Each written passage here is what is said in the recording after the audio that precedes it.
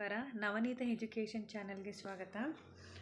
ವೀಕ್ಷಕರೇ, ಇಂದು ನಾನು 6ನೇ ತರಗತಿಯ ಸಮಾಜ ವಿಜ್ಞಾನ ಭಾಗದ ಉತ್ತರ ಭಾರತದ ಪ್ರಾಚೀನ ರಾಜಮನೆತನಗಳು ಎಂಬ ಅಧ್ಯಯನವನ್ನು ತಗೊಂಡು ನಾವು ಇಡೀ ಅಧ್ಯಯನವನ್ನು ಇಡಿಯಾಗಿ ಓದೋದ್ರ ಬದಲು ಅದನ್ನು ಬಿಡಿ ಬಿಡಿಯಾಗಿ ಮಾಡಿಕೊಂಡು, ಅಂದರೆ ಪ್ರತಿಯೊಂದು ಲೈನನ್ನು ಒಂದೊಂದು ಅಂಕದ ಪ್ರಶ್ನೆಗಳನ್ನಾಗಿ ಮಾಡಿಕೊಂಡು ಅದಕ್ಕೆ ಉತ್ತರವನ್ನು ನೀಡುವಂತಹ ಪ್ರಯತ್ನವನ್ನು ಮಾಡಿದ್ದೀನಿ.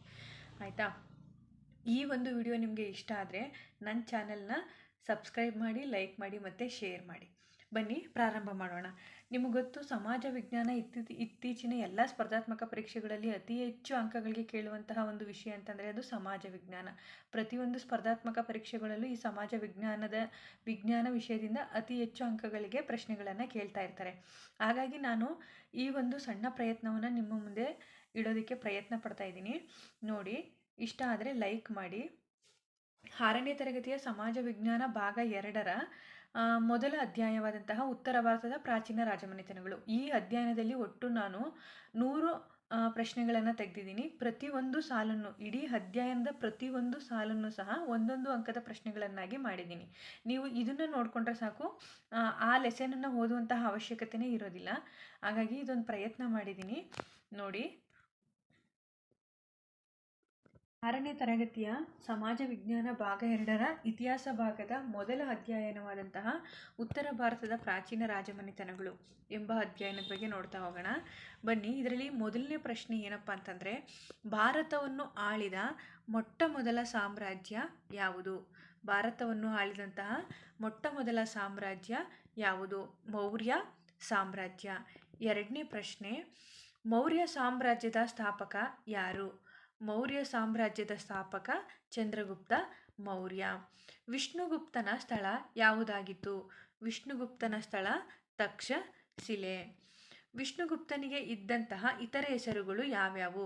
ವಿಷ್ಣುಗುಪ್ತನಿಗೆ ಕೌಟಿಲ್ಯ, ಚಾಣಕ್ಯ ಮತ್ತು ವಿಷ್ಣುಗುಪ್ತ ಎಂಬ 3 ಹೆಸರುಗಳಿದ್ದವು. 5ನೇ ಪ್ರಶ್ನೆ, ಕೌಟಿಲ್ಯನು ಯಾವ ರಾಜನಿಂದ ಅವಮಾನಕ್ಕೆ ಒಳಗಾದನು? ಕೌಟಿಲ್ಯನು ಧನನಂದನಿಂದ ಅವಮಾನಕ್ಕೆ ಒಳಗಾದನು. 6ನೇ ಪ್ರಶ್ನೆ, ಧನನಂದ ಯಾವ ರಾಜವಂಶಕ್ಕೆ ಸೇರಿದವನು? ಧನನಂದ ನಂದವಂಶಕ್ಕೆ ಸೇರಿದವನು. 7ನೇ ಪ್ರಶ್ನೆ, ಚಂದ್ರಗುಪ್ತ ಮೌರ್ಯನಿಗೆ ಸೈನಿಕ ಮತ್ತು ಯುದ್ಧ ತರಬೇತಿ ನೀಡಿ ಸೇನೆಯನ್ನು ಸಜ್ಜುಗೊಳಿಸಲು ನೆರವಾದವರು ಯಾರು? ಯಾರು ಅಂತಂದರೆ ಚಾಣಕ್ಯ. 8ನೇ ಪ್ರಶ್ನೆ, ಮೌರ್ಯ ಸಾಮ್ರಾಜ್ಯವು ಸ್ಥಾಪನೆಗೊಳ್ಳುವ ಮೊದಲು ಯಾವ ರಾಜವಂಶವು ಭಾರತವನ್ನು ಆಳುತ್ತಿತ್ತು? ನಂದ ವಂಶ. 8ನೇ ಪ್ರಶ್ನೆ. 9ನೇ ಪ್ರಶ್ನೆ, ಚಂದ್ರಗುಪ್ತ ಮೌರ್ಯ ಯಾರನ್ನು ಸೋಲಿಸುವುದರ ಮೂಲಕ ಮೌರ್ಯ ಸಾಮ್ರಾಜ್ಯವನ್ನು ಸ್ಥಾಪನೆ ಮಾಡಿದನು? ಚಂದ್ರಗುಪ್ತ ಮೌರ್ಯ ನಂದವಂಶದ ಧನನಂದನನ್ನು ಸೋಲಿಸುವುದರ ಮೂಲಕ ಮೌರ್ಯ ಸಾಮ್ರಾಜ್ಯವನ್ನು ಭಾರತದಲ್ಲಿ ಸ್ಥಾಪನೆಯನ್ನು ಮಾಡ್ತಾನೆ. 10ನೇ ಪ್ರಶ್ನೆ, ಸುಮಾರು ಎಷ್ಟು ವರ್ಷಗಳ ಹಿಂದೆ ಮೌರ್ಯ ಸಾಮ್ರಾಜ್ಯವು ಸ್ಥಾಪನೆಗೊಂಡಿತು? ಇಂದಿಗೆ ಸುಮಾರು 2300 ವರ್ಷಗಳ ಹಿಂದೆ ಮೌರ್ಯ ಸಾಮ್ರಾಜ್ಯವು ಸ್ಥಾಪನೆಗೊಂಡಿರೋದನ್ನು ನಾವು ನೋಡಬಹುದು. 11ನೇ ಪ್ರಶ್ನೆ, ಮೌರ್ಯರ ರಾಜಧಾನಿ ಯಾವುದಾಗಿತ್ತ? ಮೌರ್ಯರ ರಾಜಧಾನಿ ಪಾಟಲಿಪುತ್ರವಾಗಿತ್ತು. 12ನೇ ಪ್ರಶ್ನೆ, ಪಾಟಲಿಪುತ್ರದ ಈಗಿನ ಹೆಸರೇನು? ಪಾಟಲಿಪುತ್ರದ ಈಗಿನ ಹೆಸರು ಪಾಟ್ನಾ. 13ನೇ ಪ್ರಶ್ನೆ, ಪಾಟಲಿಪುತ್ರವು ಈಗ ಪ್ರಸ್ತುತ ಯಾವ ರಾಜ್ಯದಲ್ಲಿದೆ? ಪಾಟಲಿಪುತ್ರವು ಈಗ ಪ್ರಸ್ತುತ ಬಿಹಾರ ರಾಜ್ಯದಲ್ಲಿದೆ. ಪಾಟ್ನಾವು ಪ್ರಸ್ತುತ ಯಾವ ರಾಜ್ಯದ ರಾಜಧಾನಿಯಾಗಿದೆ? ಪಾಟ್ನಾವು ಪ್ರಸ್ತುತ ಬಿಹಾರದ ರಾಜಧಾನಿಯಾಗಿದೆ. 15ನೇ ಪ್ರಶ್ನೆ, ಮ್ಯಾಸಿಡೋನಿಯಾದ ದೊರೆ ಯಾರು? ಮ್ಯಾಸಿಡೋನಿಯಾದ ದೊರೆ ಅಲೆಕ್ಸಾಂಡರ್. 16ನೇ ಪ್ರಶ್ನೆ, ಅಲೆಕ್ಸಾಂಡರ್ನ ಪ್ರತಿನಿಧಿ ಯಾರು? ಅಲೆಕ್ಸಾಂಡರ್ನ ಪ್ರತಿನಿಧಿ ಸೆಲ್ಯೂಕಸ್. 17ನೇ ಪ್ರಶ್ನೆ, ಅಲೆಕ್ಸಾಂಡರನು ವಾಯುವ್ಯ ಭಾರತದಲ್ಲಿ ಗೆದ್ದುಕೊಂಡಿದ್ದಂತಹ ಪ್ರದೇಶಗಳನ್ನು ನೋಡಿಕೊಳ್ಳಲು ಯಾರನ್ನು ನೇಮಿಸಿದನು? ಯಾರನ್ನು ನೇಮಿಸಿರ್ತಾನೆ ಅಂತಂದರೆ ಅವನು ಸೆಲ್ಯೂಕಸನನ್ನು ನೇಮಿಸಿರ್ತಾನೆ. 18ನೇ ಪ್ರಶ್ನೆ, ಸೆಲ್ಯೂಕಸ್ ಯಾರು? ಸೆಲ್ಯೂಕಸ್ ಯಾರಂತಂದರೆ ಅಲೆಕ್ಸಾಂಡರ್ನ ಪ್ರತಿನಿಧಿ. 19ನೇ ಪ್ರಶ್ನೆ, ಚಂದ್ರಗುಪ್ತ ಮೌರ್ಯನು ವಾಯುವ್ಯ ಭಾಗದಲ್ಲಿ ಯಾರನ್ನು ಸೋಲಿಸಿದನು? ಚಂದ್ರಗುಪ್ತ ಮೌರ್ಯನು ವಾಯುವ್ಯ ಭಾಗದಲ್ಲಿ ಅಲೆಕ್ಸಾಂಡರ್ನ ಪ್ರತಿನಿಧಿಯಾದಂತಹ ಸೆಲ್ಯೂಕಸ್ನನ್ನು ಸೋಲಿಸ್ತಾನೆ. 20ನೇ ಪ್ರಶ್ನೆ, ಚಂದ್ರಗುಪ್ತ ಮೌರ್ಯ ಮತ್ತು ಸೆಲ್ಯೂಕಸ್ ನಡುವೆ ಆದ ಒಪ್ಪಂದದಂತೆ ಸೆಲ್ಯೂಕಸ್ ಯಾವ ಯಾವ ಸ್ಥಳಗಳನ್ನು ಚಂದ್ರಗುಪ್ತ ಮೌರ್ಯನಿಗೆ ನೀಡಿದನು? ಚಂದ್ರಗುಪ್ತ ಮೌರ್ಯ ಸೆಲ್ಯೂಕಸನ ಮೇಲೆ ಆಕ್ರಮಣ ಮಾಡಿದಂತಹ ಸಂದರ್ಭದಲ್ಲಿ ಸೆಲ್ಯೂಕಸ್ ಸೋಲನ್ನು ಅನುಭವಿಸ್ತಾನೆ. ಆವಾಗ ಸೆಲ್ಯೂಕಸ್ಸು ಒಂದು ಒಪ್ಪಂದ ಮಾಡ್ಕೊತಾನೆ ಚಂದ್ರಗುಪ್ತನೊಂದಿಗೆ. ಆ ಒಪ್ಪಂದದ ಪ್ರಕಾರ ಸೆಲ್ಯೂಕಸ್ಸು ಕೆಲವೊಂದು ಸ್ಥಳಗಳನ್ನು ಚಂದ್ರಗುಪ್ತ ಮೌರ್ಯನಿಗೆ ನೀಡ್ತಾನೆ. ಆ ಸ್ಥಳಗಳು ಯಾವ್ಯಾವು ಅಂತಂದರೆ ಆಫ್ಘಾನಿಸ್ತಾನ, ಬಲೂಚಿಸ್ತಾನ ಮತ್ತು ಸಿಂಧ್ನ ಪಶ್ಚಿಮ ಪ್ರದೇಶಗಳು. ಈ ಸ್ಥಳಗಳನ್ನು ಚಂದ್ರಗುಪ್ತ ಮೌರ್ಯನಿಗೆ ಸೆಲ್ಯೂಕಸ್ ನೀಡ್ತಾನೆ. ನೆಕ್ಸ್ಟು ಜೊತೆಗೆ ಚಂದ್ರಗುಪ್ತ ಮೌರ್ಯ ಸೆಲ್ಯೂಕಸನ ಮಗಳನ್ನು ಸಹ ವಿವಾಹವಾಗ್ತಾನೆ. 21ನೇ ಪ್ರಶ್ನೆ ನೋಡಿ, ಯಾರ ಮಗಳನ್ನು ಚಂದ್ರಗುಪ್ತ ಮೌರ್ಯನು ವಿವಾಹವಾದನು? ಸೆಲ್ಯೂಕಸ್ಸು ತನ್ನ ಮಗಳನ್ನು ಚಂದ್ರಗುಪ್ತ ಮೌರ್ಯನಿಗೆ ಕೊಟ್ಟು ಮದುವೆಯನ್ನು ಸಹ ಮಾಡ್ತಾನೆ. 22ನೇ ಪ್ರಶ್ನೆ, ಚಂದ್ರಗುಪ್ತ ಮೌರ್ಯನು ಸೆಲ್ಯೂಕಸನ ಮಗಳನ್ನು ಮದುವೆಯಾದ ಪ್ರತಿಯಾಗಿ ಚಂದ್ರಗುಪ್ತ ಮೌರ್ಯನು ಸೆಲ್ಯೂಕಸನಿಗೆ ಏನನ್ನು ನೀಡಿದನು? ಚಂದ್ರಗುಪ್ತ ಮೌರ್ಯ ಸೆಲ್ಯೂಕಸನಿಗೆ 500 ಆನೆಗಳನ್ನು ನೀಡ್ತಾನೆ. ನೆಕ್ಸ್ಟು 23ನೇ ಪ್ರಶ್ನೆ, ಮೆಗಸ್ತಾನಿಸ್ ಯಾರು? ಮೆಗಸ್ತಾನಿಸು ಸೆಲ್ಯೂಕಸನ ರಾಯಭಾರಿ. ಸೆಲ್ಯೂಕಸ್ ತನ್ನ ರಾಯಭಾರಿಯಾದ ಮೆಗಸ್ತಾನಿಸನನ್ನು ಯಾರ ಅರಮನೆಗೆ ಕಳುಹಿಸಿಕೊಟ್ಟನು? ಸೆಲ್ಯೂಕಸ್ಸು ತನ್ನ ರಾಯಭಾರಿಯಾದಂತಹ ಮೆಗಸ್ತಾನಿಸನನ್ನು ಚಂದ್ರಗುಪ್ತ ಮೌರ್ಯನ ಅರಮನೆಗೆ ಕಳುಹಿಸಿಕೊಡ್ತಾನೆ. ಸೆಲ್ಯೂಕಸ್ಸು ತಾನು ಯುದ್ಧದಲ್ಲಿ ಸೋತ ಪರಿಣಾಮವಾಗಿ ಕೆಲವೊಂದು ಸ್ಥಳಗಳನ್ನು ಚಂದ್ರಗುಪ್ತ ಮೌರ್ಯನಿಗೆ ಕೊಡ್ತಾನೆ. ಜೊತೆಗೆ ತನ್ನ ಮಗಳನ್ನು ಕೊಟ್ಟು ವಿವಾಹ ಮಾಡ್ತಾನೆ. ಅದರ ಜೊತೆಗೆ ತನ್ನ ರಾಯಭಾರಿಯಾದಂತಹ ಮೆಗಸ್ತಾನಿಸನನ್ನು ಸಹ ಚಂದ್ರಗುಪ್ತ ಮೌರ್ಯನ ಅರಮನೆಗೆ ಕಳುಹಿಸಿಕೊಡ್ತಾನೆ. ನೆಕ್ಸ್ಟು 25ನೇ ಪ್ರಶ್ನೆ, ಮೆಗಸ್ತಾನಿಸನ ಕೃತಿ ಯಾವುದು? ಮೆಗಸ್ತಾನಿಸನ ಕೃತಿ ಇಂಡಿಕಾ. ನೆಕ್ಸ್ಟು ಚಂದ್ರಗುಪ್ತ ಮೌರ್ಯನ ಪ್ರಧಾನಮಂತ್ರಿ ಯಾರು? ಚಂದ್ರಗುಪ್ತ ಮೌರ್ಯನ ಪ್ರಧಾನಮಂತ್ರಿ ವಿಷ್ಣುಗುಪ್ತ ಅಥವಾ ಕೌಟಿಲ್ಯ ಅಥವಾ ಚಾಣಕ್ಯ. 27ನೇ ಪ್ರಶ್ನೆ, ಕೌಟಿಲ್ಯನು ಬರೆದ ಕೃತಿ ಯಾವುದು? ಕೌಟಿಲ್ಯನು ಬರೆದಂತಹ ಕೃತಿ ಅರ್ಥಶಾಸ್ತ್ರ. ಅರ್ಥಶಾಸ್ತ್ರ ಕೃತಿಯಲ್ಲಿ ಯಾವ ವಿಷಯಗಳಿಗೆ ಸಂಬಂಧಿಸಿದ ಸಂಗತಿಗಳನ್ನು ತಿಳಿಸಲಾಗಿದೆ? ಅರ್ಥಶಾಸ್ತ್ರ ಕೃತಿಯಲ್ಲಿ ರಾಜತಂತ್ರಗಳಿಗೆ ಸಂಬಂಧಿಸಿದ ವಿಷಯಗಳನ್ನು ಚಾಣಕ್ಯ ತಿಳಿಸಿದ್ದಾನೆ. 29ನೇ ಪ್ರಶ್ನೆ, ಕೌಟಿಲ್ಯನ ಅರ್ಥಶಾಸ್ತ್ರ ಕೃತಿಯು ಮೊಟ್ಟ ಮೊದಲ ಬಾರಿಗೆ ಎಲ್ಲಿ ದೊರಕಿತು? ಕೌಟಿಲ್ಯನ ಅರ್ಥಶಾಸ್ತ್ರ ಕೃತಿ ನಮಗೆ ಮೊಟ್ಟ ಮೊದಲ ಬಾರಿಗೆ ಮೈಸೂರಿನ ಓರಿಯೆಂಟಲ್ ಗ್ರಂಥಾಲಯದ ಹಸ್ತಪ್ರತಿಗಳ ಸಂಗ್ರಹಾಲಯದಲ್ಲಿ ದೊರಕಿತು. ಕೌಟಿಲ್ಯನ ಅರ್ಥಶಾಸ್ತ್ರವನ್ನು ಪ್ರಥಮ ಬಾರಿಗೆ ಶೋಧಿಸಿದವರು ಯಾರು? ಕೌಟಿಲ್ಯನ ಅರ್ಥಶಾಸ್ತ್ರವನ್ನು ಪ್ರಥಮ ಬಾರಿಗೆ ಶೋಧಿಸಿದವರು ಸಾಮಶಾಸ್ತ್ರಿ ಎಂಬುವವರು. 31ನೇ ಪ್ರಶ್ನೆ, ಚಂದ್ರಗುಪ್ತ ಮೌರ್ಯ ಯಾವ ಧರ್ಮವನ್ನು ಸ್ವೀಕರಿಸಿದನು? ಚಂದ್ರಗುಪ್ತ ಮೌರ್ಯನು ಜೈನ ಧರ್ಮವನ್ನು ಸ್ವೀಕಾರ ಮಾಡ್ತಾನೆ. ತನ್ನ ಕೊನೆಯ ದಿನಗಳಲ್ಲಿ ಅವನು ಜೈನ ಧರ್ಮವನ್ನು ಸ್ವೀಕರಿಸ್ತಾನೆ. ಚಂದ್ರಗುಪ್ತ ಮೌರ್ಯನು ತನ್ನ ಕೊನೆಯ ದಿನಗಳಲ್ಲಿ ಸಿಂಹಾಸನವನ್ನು ಯಾರಿಗೆ ವಹಿಸಿಕೊಟ್ಟನು? ಚಂದ್ರಗುಪ್ತ ಮೌರ್ಯ ತನ್ನ ಕೊನೆಯ ದಿನಗಳಲ್ಲಿ ತನ್ನ ಮಗನಾದಂತಹ ಬಿಂದುಸಾರನಿಗೆ ಸಿಂಹಾಸನವನ್ನು ವಹಿಸಿಕೊಟ್ಟು ಅವನು ಜೈನ ಧರ್ಮವನ್ನು ಸ್ವೀಕಾರ ಮಾಡಿ ಕರ್ನಾಟಕದ ಶ್ರವಣಬೆಳಗೊಳದ ಹಾಸನ ಜಿಲ್ಲೆಯ ಶ್ರವಣಬೆಳಗೊಳಕ್ಕೆ ಬಂದು ನೆಲೆಸ್ತಾನೆ. ಅಲ್ಲಿ ಒಂದು ವ್ರತವನ್ನು ಕೈಗೊಳ್ತಾನೆ ಅವನು, ಸಲ್ಲೇಖನ ವ್ರತ ಅಂತ ಹೇಳಿ. ನೆಕ್ಸ್ಟು 33ನೇ ಪ್ರಶ್ನೆ, ಬಿಂದುಸಾರ ಯಾರು? ಬಿಂದುಸಾರ ಚಂದ್ರಗುಪ್ತ ಮೌರ್ಯನ ಮಗ. ನೆಕ್ಸ್ಟು ಚಂದ್ರಗುಪ್ತ ಮೌರ್ಯನ ಮಗ ಯಾರು? ಚಂದ್ರಗುಪ್ತ ಮೌರ್ಯನ ಮಗ ಬಿಂದುಸಾರ. ನೆಕ್ಸ್ಟು ಚಂದ್ರಗುಪ್ತ ಮೌರ್ಯ ತನ್ನ ಕೊನೆಯ ದಿನಗಳನ್ನು ಎಲ್ಲಿ ಕಳೆದನು? ಆವಾಗಲೇ ಹೇಳ್ದ ಹಾಗೆ ಚಂದ್ರಗುಪ್ತ ಮೌರ್ಯ ತನ್ನ ಕೊನೆಯ ದಿನಗಳನ್ನು ಶ್ರವಣಬೆಳಗೊಳದಲ್ಲಿ ಕಳೀತಾನೆ. ನೆಕ್ಸ್ಟು 36ನೇ ಪ್ರಶ್ನೆ, ಶ್ರವಣಬೆಳಗೊಳವು ಯಾವ ಜಿಲ್ಲೆಯಲ್ಲಿದೆ? ಶ್ರವಣಬೆಳಗೊಳವು ಹಾಸನ ಜಿಲ್ಲೆಯಲ್ಲಿದೆ. ಚಂದ್ರಗುಪ್ತ ಮೌರ್ಯನು ಶ್ರವಣಬೆಳಗೊಳದಲ್ಲಿ ಯಾವ ವ್ರತವನ್ನು ಕೈಗೊಂಡನು? ಚಂದ್ರಗುಪ್ತ ಮೌರ್ಯ ಶ್ರವಣಬೆಳಗೊಳದಲ್ಲಿ ಸಲ್ಲೇಖನ ವ್ರತ ಅನ್ನೋದನ್ನು ಕೈಗೊಳ್ತಾನೆ. ನೆಕ್ಸ್ಟು ಬಿಂದುಸಾರನು ಸುಮಾರು ಎಷ್ಟು ವರ್ಷಗಳ ಕಾಲ ಆಳ್ವಿಕೆ ನಡೆಸಿದನು? ಬಿಂದುಸಾರ ಚಂದ್ರಗುಪ್ತ ಮೌರ್ಯನ ಮಗ. ಅವನು ಸುಮಾರು 25 ವರ್ಷಗಳ ಕಾಲ ಆಳ್ವಿಕೆಯನ್ನು ನಡೆಸ್ತಾನೆ. ನಂತರ ಅಶೋಕ ಯಾರ ಮಗ? ಅಶೋಕ ಬಿಂದುಸಾರನ ಮಗ. ನೆಕ್ಸ್ಟು 40ನೇ ಪ್ರಶ್ನೆ, ಬಿಂದುಸಾರನ ನಂತರ ಆಡಳಿತ ನಡೆಸಿದ ರಾಜ ಯಾರು? ಬಿಂದುಸಾರನ ನಂತರ ಆಡಳಿತ ನಡೆಸಿದವನು ಅಶೋಕ, ಬಿಂದುಸಾರನ ಮಗ. 41ನೇ ಪ್ರಶ್ನೆ, ಅಶೋಕ ಯಾರ ಮೊಮ್ಮಗ? ಅಶೋಕ ಚಂದ್ರಗುಪ್ತ ಮೌರ್ಯನ ಮೊಮ್ಮಗ. ನೆಕ್ಸ್ಟು 42ನೇ ಪ್ರಶ್ನೆ, ಇದು ತುಂಬ ಇಂಪಾರ್ಟೆಂಟ್ ಪ್ರಶ್ನೆ. ಪ್ರಜೆಗಳೆಲ್ಲರೂ ನನ್ನ ಮಕ್ಕಳಿದ್ದಂತೆ ಎನ್ನುವ ಮೂಲಕ ಪ್ರಜಾಪಾಲನೆಗೆ ಆದ್ಯತೆ ನೀಡಿದ ಮೊದಲ ದೊರೆ ಯಾರು? ಯಾರಪ್ಪ ಅಂತಂದರೆ ಅದು ಅಶೋಕ. ನೆಕ್ಸ್ಟು ಭಾರತ ಉಪಖಂಡದ ಉದ್ದಗಲಕ್ಕೂ ಯಾರ ಶಾಸನಗಳು ಹರಡಿಕೊಂಡಿರುವುದನ್ನು ನಾವು ನೋಡಬಹುದು? ಭಾರತದ ಉದ್ದಗಲಕ್ಕೂ ನಾವು ಅಶೋಕನ ಶಾಸನಗಳು ಹರಡಿಕೊಂಡಿರೋದನ್ನು ನೋಡಬಹುದು. ನೆಕ್ಸ್ಟು ಅಶೋಕನ ಶಾಸನಗಳು ಯಾವ ಲಿಪಿಯಲ್ಲಿವೆ? ಅಶೋಕನ ಶಾಸನಗಳು ಬ್ರಾಹ್ಮಿ ಲಿಪಿಯಲ್ಲಿವೆ. ಅಶೋಕನ ಶಾಸನಗಳು ಯಾವ ಭಾಷೆಯಲ್ಲಿವೆ? ಅಶೋಕನ ಶಾಸನಗಳು ಪ್ರಾಕೃತ ಭಾಷೆಯಲ್ಲಿವೆ. ಕೇಳ್ತಿರ್ತಾರೆ, ಭಾಷೆಗೂ ಲಿಪಿನೂ ನೆನ್ಪಿಟ್ಕೋಬೇಕು. ಲಿಪಿ ಬಂದಾಗ ಬ್ರಾಹ್ಮಿ ಲಿಪಿ ಹಾಕಬೇಕು, ನೀವು ಭಾಷೆ ಅಂತ ಕೇಳಿದಾಗ ಪ್ರಾಕೃತ ಭಾಷೆ ಅಂತ ಬರಿಬೇಕು. ನೆಕ್ಸ್ಟು 46ನೇ ಪ್ರಶ್ನೆ, ಕರ್ನಾಟಕದ ಎಷ್ಟು ಸ್ಥಳಗಳಲ್ಲಿ ಅಶೋಕನ ಶಾಸನಗಳು ದೊರೆತಿವೆ? ಕರ್ನಾಟಕದ ಸುಮಾರು 9 ಸ್ಥಳಗಳಲ್ಲಿ ನಾವು ಅಶೋಕನ ಶಾಸನಗಳು ದೊರೆತಿರೋದನ್ನು ನೋಡಬಹುದು. ನೆಕ್ಸ್ಟು 47ನೇ ಪ್ರಶ್ನೆ, ಕರ್ನಾಟಕದ ಈ 9 ಸ್ಥಳಗಳಲ್ಲಿ ಒಟ್ಟು ಎಷ್ಟು ಶಾಸನಗಳು ದೊರೆತಿವೆ?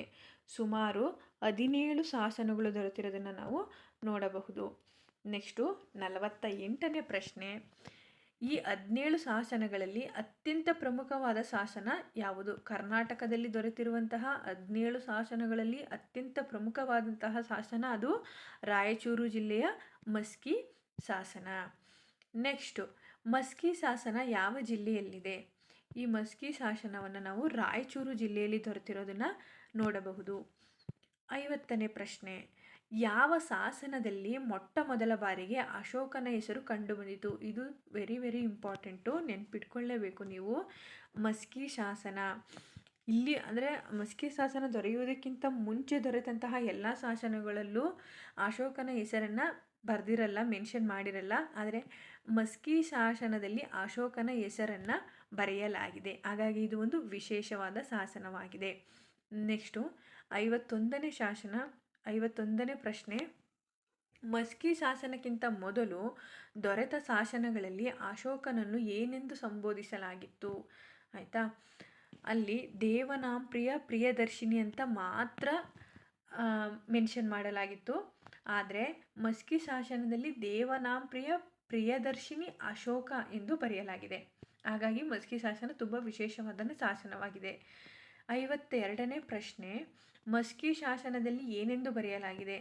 ಮಸ್ಕಿ ಶಾಸನದಲ್ಲಿ ದೇವನಾಂಪ್ರಿಯ ಪ್ರಿಯದರ್ಶಿನಿ ಅಶೋಕ, ದೇವನಾಂಪ್ರಿಯ ಪ್ರಿಯದರ್ಶಿನಿ ಅಶೋಕ ಎಂದು ಬರೆಯಲಾಗಿದೆ. ನೆಕ್ಸ್ಟು 53ನೇ ಪ್ರಶ್ನೆ, ಅಶೋಕನ ಶಾಸನಗಳಿಂದ ನಮಗೆ ಯಾವ ಅಂಶಗಳು ತಿಳಿದು ಬರುತ್ತವೆ? ಅಶೋಕನ ಶಾಸನಗಳಿಂದ ನಮಗೆ ಅಶೋಕನ ಜೀವನ, ಸಾಧನೆ, ಸಾಮ್ರಾಜ್ಯದ ವ್ಯಾಪ್ತಿ ಮೊದಲಾದ ಅಂಶಗಳನ್ನು ನಾವು ತಿಳಿಯಬಹುದಾಗಿದೆ. ನೆಕ್ಸ್ಟು 54ನೇ ಪ್ರಶ್ನೆ, ಮೊಟ್ಟ ಮೊದಲ ಬಾರಿಗೆ ಅಶೋಕನ ಶಾಸನಗಳನ್ನು ಓದಿದವರು ಯಾರು? ಮೊಟ್ಟ ಮೊದಲ ಬಾರಿಗೆ ಅಶೋಕನ ಶಾಸನಗಳನ್ನು ಓದಿದವರು ಜೇಮ್ ಪ್ರಿನ್ಸೆಪ್. ನೆಕ್ಸ್ಟು 55ನೇ ಪ್ರಶ್ನೆ, ಜೇಮ್ ಪ್ರಿನ್ಸೆಪ್ ಯಾರು? ಜೇಮ್ ಪ್ರಿನ್ಸೆಪ್ ಒಬ್ಬ ಬ್ರಿಟಿಷ್ ಅಧಿಕಾರಿ. ನೆಕ್ಸ್ಟು 56ನೇ ಪ್ರಶ್ನೆ, ಇಂದಿಗೆ ಎಷ್ಟು ವರ್ಷಗಳ ಹಿಂದೆಯೇ ಜೇಮ್ಸ್ ಪ್ರಿನ್ಸೆಪ್ ಅಶೋಕನ ಶಾಸನಗಳನ್ನು ಓದಿದರು? ಸುಮಾರು 180 ವರ್ಷಗಳ ಹಿಂದೆಯೇ ಜೇಮ್ಸ್ ಪ್ರಿನ್ಸೆಪ್ ಅಶೋಕನ ಶಾಸನಗಳನ್ನು ಓದಿರ್ತಾರೆ. ನೆಕ್ಸ್ಟು 57ನೇ ಪ್ರಶ್ನೆ, ದೆಹಲಿ ಸುಲ್ತಾನರ ಯಾವ ರಾಜ ಅಶೋಕನ ಶಾಸನಗಳನ್ನು ಓದಿಸಲು ಪ್ರಯತ್ನ ನಡೆಸಿದ? ಫಿರೋಜ್ ಶಾ ತುಘಲಕ್ ಅಶೋಕನ ಶಾಸನಗಳನ್ನು ಓದಿಸಲು ಪ್ರಯತ್ನ ಪಟ್ಟಿರ್ತಾನೆ, ಆದರೆ ಅದರಲ್ಲಿ ವಿಫಲವಾಗಿರ್ತಾನವನು. ನೆಕ್ಸ್ಟು 58ನೇ ಪ್ರಶ್ನೆ, ಸುಮಾರು ಎಷ್ಟು ಶತಮಾನಗಳ ಹಿಂದೆಯೇ ಫಿರೋಜ್ ಶಾ ತುಘಲಕ್ಕನು ಅಶೋಕನ ಶಾಸನಗಳನ್ನು ಓದಿಸಲು ಪ್ರಯತ್ನ ನಡೆಸಿದನು? ಸುಮಾರು 6 ಶತಮಾನಗಳ ಹಿಂದೆಯೇ ಅವನು ಪ್ರಯತ್ನವನ್ನು ಪಟ್ಟು ವಿಫಲ ಆಗಿರ್ತಾನೆ.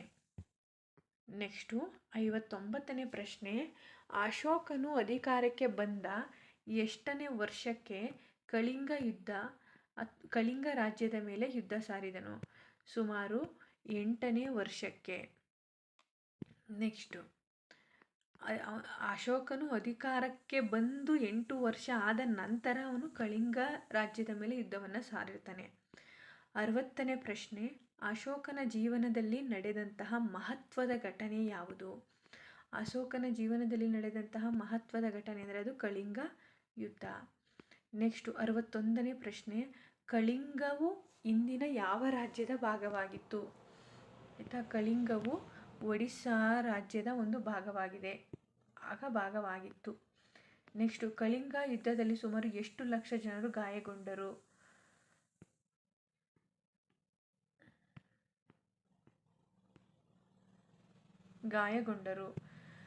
1 ಲಕ್ಷ ಜನರು ಗಾಯಗೊಂಡಿರ್ತಾರೆ ಈ ಕಳಿಂಗ ಯುದ್ಧದಲ್ಲಿ.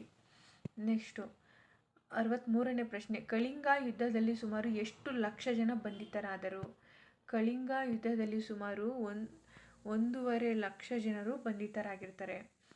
ಕಳಿಂಗ ಯುದ್ಧದಲ್ಲಿ ಅಶೋಕನಿಗೆ ಯಾವ ದೃಶ್ಯಗಳು ಮನಕಲಕಿದವು?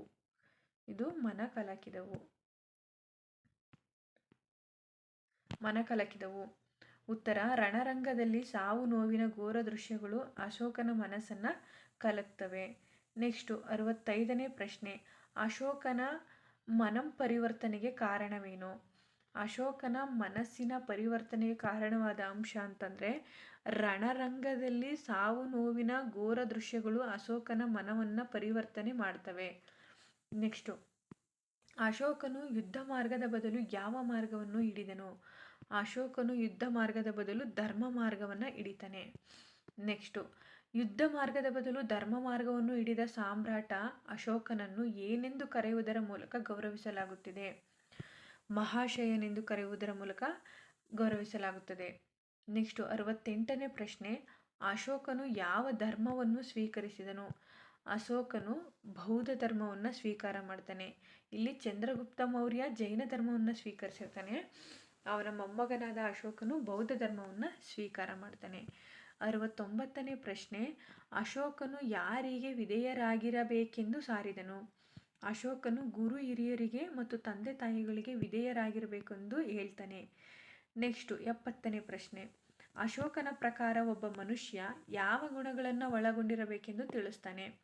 ಅಶೋಕನ ಪ್ರಕಾರ ಒಬ್ಬ ಮನುಷ್ಯನಾದವನು ಕರುಣೆ, ಔದಾರ್ಯ ಮತ್ತು ಸತ್ಯಸಂಧತೆಯನ್ನು ಈ ಗುಣಗಳನ್ನು ಅಳವಡಿಸ್ಕೊಂಡಿರಬೇಕು ಅಂತ ಹೇಳ್ತಾನೆ. ನೆಕ್ಸ್ಟು, ಅಶೋಕನ ಪ್ರಕಾರ ಒಬ್ಬ ಮನುಷ್ಯ ಯಾವ ಗುಣಗಳನ್ನು ತೊರೆಯಬೇಕೆಂದು ತಿಳಿಸ್ತಾನೆ? ಅಶೋಕನು ಹಿಂಸೆ, ಕೋಪ, ಮಾತ್ಸರ್ಯ ಈ ಅಂಶಗಳನ್ನು ತೊರೆಯಬೇಕು ಅಂತ ಹೇಳ್ತಾನೆ. 72ನೇ ಪ್ರಶ್ನೆ, ಅಶೋಕನು ಎಷ್ಟನೇ ಬೌದ್ಧ ಸಮ್ಮೇಳನವನ್ನು ನಡೆಸಿದನು? ಇದು ಮುಖ್ಯವಾದಂತಹ ಪ್ರಶ್ನೆ. ಅಶೋಕನು 3ನೇ ಬೌದ್ಧ ಸಮ್ಮೇಳನವನ್ನು ನಡೆಸ್ತಾನೆ. 73ನೇ ಪ್ರಶ್ನೆ, ಅಶೋಕನು 3ನೇ ಬೌದ್ಧ ಸಮ್ಮೇಳನವನ್ನು ಎಲ್ಲಿ ನಡೆಸಿದನು? ಪಾಟಲಿಪುತ್ರದಲ್ಲಿ ನಡೆಸ್ತಾನೆ. ನೆಕ್ಸ್ಟು 74ನೇ ಪ್ರಶ್ನೆ, 3ನೇ ಬೌದ್ಧ ಸಮ್ಮೇಳನವನ್ನು ನಡೆಸಿದವರು ಯಾರು? ಮೂರನೇ ಬೌದ್ಧ ಸಮ್ಮೇಳನವನ್ನು ಅಶೋಕನು ನಡೆಸ್ತಾನೆ. ಬುದ್ಧನ ಸಂದೇಶಗಳನ್ನು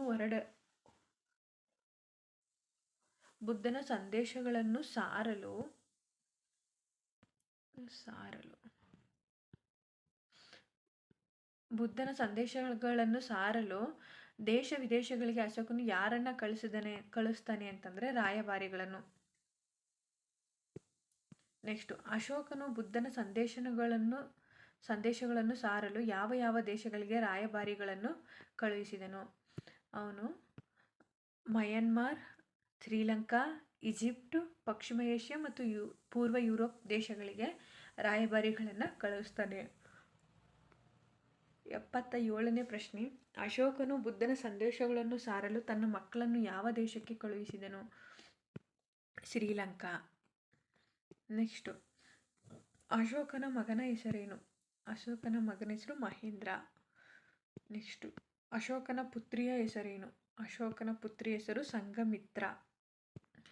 ಅಶೋಕನು ಬುದ್ಧನ ಸಂದೇಶಗಳನ್ನು ಸಾರಲು ಕರ್ನಾಟಕದ ಯಾವ ಸ್ಥಳಕ್ಕೆ ರಾಯಭಾರಿಗಳನ್ನು ಕಳುಹಿಸಿದ್ದನು? ಅವನು ಮೈಸೂರು. ಅಶೋಕನ ಕಾಲದಲ್ಲಿ ಮೈಸೂರನ್ನು ಏನೆಂದು ಕರೆಯಲಾಗುತ್ತಿತ್ತು? ಮೈಸೂರನ್ನು ಅಶೋಕನ ಕಾಲದಲ್ಲಿ ಮಹಿಷಾಮಂಡಲ ಎಂದು ಕರೆಯಲಾಗುತ್ತಿತ್ತು. ಅಶೋಕನು ಬುದ್ಧನ ಸಂದೇಶಗಳನ್ನು ಸಾರಲು ಮೈಸೂರಿಗೆ ಕಳುಹಿಸಿಕೊಟ್ಟ ರಾಯಭಾರಿಯ ಹೆಸರೇನು? ಮೈಸೂರಿಗೆ ಮಹಾದೇವ ಎಂಬ ರಾಯಭಾರಿ ಬಂದಿರ್ತಾನೆ. 83ನೇ ಪ್ರಶ್ನೆ, ಅಶೋಕನು ಬುದ್ಧನ ಸಂದೇಶಗಳನ್ನು ಸಾರಲು ಉತ್ತರ ಕನ್ನಡ ಜಿಲ್ಲೆಯ ಬನವಾಸಿಗೆ ಕಳುಹಿಸಿಕೊಟ್ಟ ರಾಯಭಾರಿಯ ಹೆಸರೇನು? ರಕ್ಷಿತ. 84ನೇ ಪ್ರಶ್ನೆ, ಮೌರ್ಯರ ಆಡಳಿತ ವ್ಯವಸ್ಥೆಯಲ್ಲಿ ಆಡಳಿತದ ಮುಖ್ಯಸ್ಥ ಯಾರಾಗಿರುತ್ತಿದ್ದರು? ಯಾರು? ರಾಜ. ನೆಕ್ಸ್ಟು, ರಾಜನಿಗೆ ಸಲಹೆ ಸೂಚನೆಗಳನ್ನು ನೀಡಲು ಯಾರು ಇರುತ್ತಿದ್ದರು? ಮಂತ್ರಿ ಮಂಡಲ. ನೆಕ್ಸ್ಟು, ಮೌರ್ಯರ ಕಾಲದಲ್ಲಿ ಆಡಳಿತದ ವಿಭಾಗಗಳನ್ನು ನೋಡಿಕೊಳ್ಳಲು ಯಾವ ಅಧಿಕಾರಿಗಳು ಇರುತ್ತಿದ್ದರು? ಉನ್ನತ ಅಧಿಕಾರಿಗಳು. ಉನ್ನತ ಅಧಿಕಾರಿಗಳಲ್ಲಿ ಅತ್ಯಂತ ವಿಶೇಷವಾದ ಅಧಿಕಾರಿಗಳನ್ನು ಏನೆಂದು ಕರೆಯುತ್ತಿದ್ದರು? ಧರ್ಮ ಮಹಾಮಾತ್ರರು. ಧರ್ಮ ಮಹಾಮಾತ್ರರ ಕೆಲಸ ಏನಾಗಿರುತ್ತಿತ್ತು? ಧರ್ಮ ಮಹಾಮಾತ್ರರ ಮುಖ್ಯ ಕೆಲಸ ಜನರಲ್ಲಿ ಉತ್ತಮ ನೀತಿ ನಡತೆಯನ್ನು ಪ್ರಚಾರ ಮಾಡುವುದಾಗಿತ್ತು. ಮೌರ್ಯರ ಸಾಮ್ರಾಜ್ಯದಲ್ಲಿ ಅನಾಥರು, ವಿಧೇಯರು ಮತ್ತು ವಯೋವೃದ್ಧರ ಕ್ಷೇಮವನ್ನು ನೋಡಿಕೊಳ್ಳುವ ಜವಾಬ್ದಾರಿ ಯಾರದಾಗಿತ್ತು? ಇದು ಧರ್ಮ ಮಹಾಮಾತ್ರರದು. ಮೌರ್ಯ ಸಾಮ್ರಾಜ್ಯದಲ್ಲಿ ಆಡಳಿತದ ಅನುಕೂಲಕ್ಕಾಗಿ ವಿಶಾಲವಾದ ಸಾಮ್ರಾಜ್ಯವನ್ನು ಏನೆಂದು ವಿಂಗಡಿಸಲಾಗಿತ್ತು? ಪ್ರಾಂತ್ಯಗಳು. ಗ್ರಾಮಗಳಲ್ಲಿ ಯಾರು ಆಡಳಿತ ಮಾಡುತ್ತಿದ್ದರು? ಗ್ರಾಮಗಳಲ್ಲಿ ಗ್ರಾಮಿಕ ಎಂಬುವವನು ಆಡಳಿತವನ್ನು ನಡೆಸ್ತಾ ಇರ್ತಾನೆ. ಗ್ರಾಮದ ವಿವಾದಗಳನ್ನು ಯಾವ ಸಭೆಯಲ್ಲಿ ಬಗೆಹರಿಸಿಕೊಳ್ಳಲಾಗುತ್ತಿತ್ತು? ಗ್ರಾಮ ಸಭೆಯಲ್ಲಿ. ಮಧ್ಯಪ್ರದೇಶದಲ್ಲಿ ಯಾವ ಸ್ತೂಪವನ್ನು ಕಾಣಬಹುದು? ನಾವು ಮಧ್ಯಪ್ರದೇಶದಲ್ಲಿ ಅಶೋಕ ನಿರ್ಮಿಸಿದಂತಹ ಸಾಂಚಿ ಸ್ತೂಪವನ್ನು ನೋಡಬಹುದು. ಸಾಂಚಿ ಸ್ತೂಪವು ಎಲ್ಲಿದೆ? ಸಾಂಚಿ ಸ್ತೂಪ ಮಧ್ಯಪ್ರದೇಶದಲ್ಲಿದೆ. 4 ತಲೆಯ ಸಿಂಹಬೋಧಿಗೆಯನ್ನು ಯಾವ ಸ್ತಂಭದಿಂದ ತೆಗೆದುಕೊಳ್ಳಲಾಗಿದೆ?